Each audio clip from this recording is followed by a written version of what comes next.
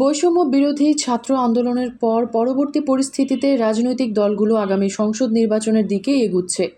সেরকমই আভাস পাওয়া গেল জামায়াতে ইসলামীর কেন্দ্রীয় নির্বাহী পরিষদের সদস্য ও ঢাকা মহানগর উত্তরের আমির মোহাম্মদ সেলিম উদ্দিনের বক্তব্যে। সোমবার দুপুরে বিয়ানীবাজার পৌর শহরের একটি অভিজাত রেস্টুরেন্টে বিয়ানীবাজার উপজেলার কর্মরত সাংবাদিকদের সাথে মতবিনিময় কালে ইতিমধ্যে নির্বাচনী প্রস্তুতি শুরু করা হয়েছে জানিয়ে তিনি বলেন, আগামী সংসদ নির্বাচনে জামায়াতে ইসলামী ৩০০ আসনে এককভাবে প্রার্থী দেবে।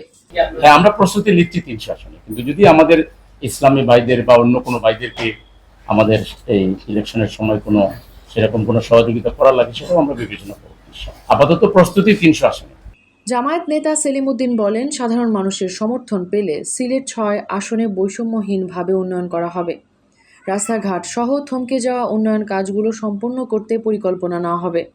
আমরা চাই আমাদের অন্যান্য ইসলামী দলগুলোকে নিয়েই আমরা পার্লামেন্টে একসাথে থাকি, কথা বলি, ভালো লাগবে।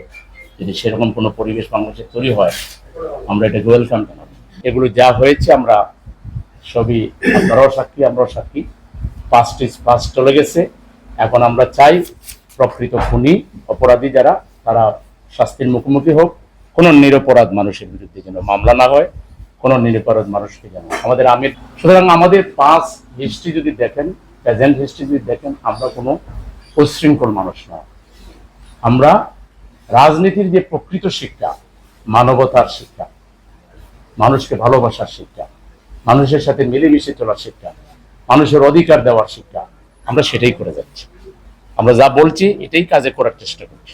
তারপর আমরা মানুষ ভুলের ঊর্ধ্বে না, হতে পারে আমাদের ভুল আছে, ভুল থাকলে আমরা ধরাই দিবেন, ইনশাল্লাহ আমরা সংশোধন হব। আর আমাদের সকল ভালো কাজে আপনারা সহযোগিতা করবেন। আমি তো এখান থেকে সংগঠন আমাকে নির্দেশ দিয়েছে, আগামী পার্লামেন্ট নির্বাচন হলে ইনশাল্লাহ আমি এখান থেকে ইলেকশন করব। তো সেই ক্ষেত্রেও আপনাদের কলম যেন সবার জন্য সমান থাকে। মতবিনিময় সভায় অংশ নেন বিয়ানীবাজার উপজেলার জামায়াতের আমির মাওলানা ফয়জুল ইসলাম, নায়েবে আমির মাওলানা মুস্তফা উদ্দিন, সেক্রেটারি কাজী আবুল কাশেম চৌধুরী, সাবেক নায়েবে আমির আবুল খায়ের ও মুফাসসির আহমদ ফয়েজি, সহকারী সেক্রেটারি আব্দুল হামিদ, অফিস সম্পাদক রুকন উদ্দিন, উপজেলা ছাত্র শিবির নেতা আহবাব হোসেন মুরাদ ও ফাতেহুল ইসলাম, পৌর শ্রমিক কল্যাণের সেক্রেটারি মুনিবুর রহমান পাবেল, জামায়াত নেতা মাওলানা মুজিবুর রহমান ও এম শামসুল ইসলাম সহ বিয়ানীবাজারের কর্মরত সাংবাদিকবৃন্দ। মেহেরুন বিনতে ফেরদৌস, এবিটিভি।